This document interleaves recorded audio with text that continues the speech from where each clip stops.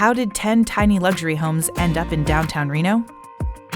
We build tiny homes because we like doing things that people tell us can't be done. Welcome to Tiny 10. Turning what used to be a parking lot into 10 tiny homes has been truly amazing. My new tiny house, it fits me and the dogs perfectly. Reno, Nevada, known as the biggest little city in the world, is living up to its reputation with a new tiny home development that's big on design but leaves a small footprint. This is Tiny 10, a planned community of 10 energy-efficient houses. Each one measures around 650 square feet and has 2 floors. They're designed to be compact without sacrificing creature comforts you'd expect to find in a full-size house. Each comes with a washer and dryer, air conditioner, a kitchen with slick appliances, a private backyard, and a garage. We classified these as kind of like a glove house. It fits just right. It's not too big, not too little. We feel like our tiny houses are more livable in the long term.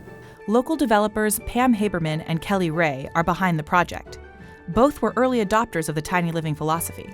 The tiny home phenomenon, we started thinking about it probably about 20 years ago. In fact, their last home was a compact 400 square feet, which allowed them to live affordably after the 2007 housing market crash. We lost pretty much darn near everything. We moved into a small, comfortable place to call home. Ever since, they've taken on various tiny home projects.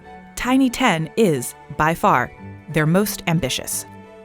This is very modern, very upscale, just in miniature form. I've had the vision for 11 years for people that want to downsize or that want to simplify.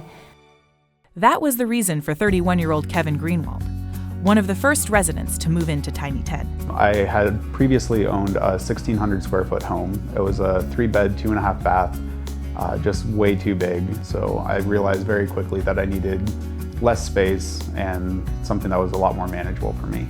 His current house spans 2 floors, has 2 bedrooms and a bathroom. So my new tiny house is about 450 square feet on the first floor. Logan loves the stairs, and then the loft is another 200 square feet. Kind of a multi-purpose room, a spare bedroom if family or friends come to stay, and also an office. Drop it. And the downstairs space I really wanted to be kind of the common area where I have my entertainment center down here, and there is a really quick access to the backyard for the dogs. All the houses are kind of facing this communal area, so it's very welcoming, very inviting for the neighbors. Karen Prudy, who moved 2 doors down from Kevin, also came here to downsize and to save money. As a recent retiree and active grandmother, affordable housing is critical for maintaining her tight budget.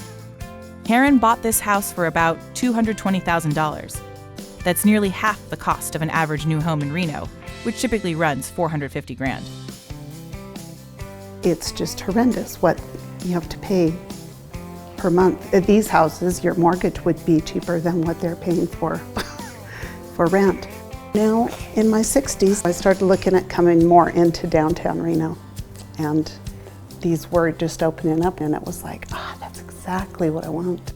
Tiny 10 is perfect for the person who enjoys proximity to their neighbors, who loves a downtown or urban environment, who cares about their footprint.